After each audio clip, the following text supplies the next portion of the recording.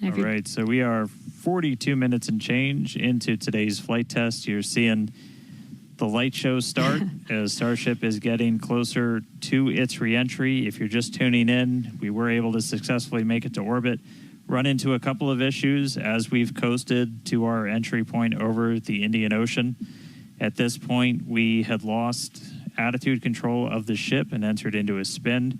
The team made the call to do what's called passivate the vehicle, so we're essentially venting all of the remaining propellant overboard, and it's going to make an uncontrolled reentry.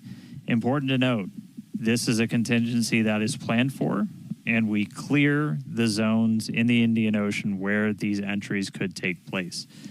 So we're not going to come down exactly where we would have had nothing happened, but we do clear a tremendous amount of space out in the Indian Ocean in the event that we run into this. We understand that there are always risks, essentially, with these flight tests, with the hardware, but we don't really accept any compromise when it comes to protecting people. And it is one thing to note is we will actually still re-enter in our planned airspace zone, which is good. That is exactly what we planned for. You know, we do plan for if something does go a little bit off nominal, that we have enough airspace cleared out for situations just like this. Yeah, re-entry is still just that really critical phase that we need to try and gather as much data, as much information as possible. Is a fully reusable heat shield has never been flown before in the history of space flight, and that's something that Starship still has to crack. And so we had a whole range of experiments on this one at this point, and we just started to lose some of our cameras, so it's very possible that we'll start to lose contact with Starship a lot sooner than we would have if it was a nominal reentry. So we are expecting it to break up essentially on its reentry over the Indian Ocean. So not able to do a lot of our on-orbit objectives today, but just the fact that we, got it into space was just a really big moment for a lot of the team.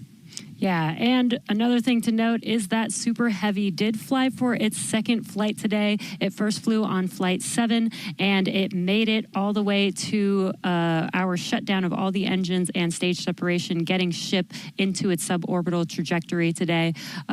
It did ignite its 13 engines, but it did demise at that point.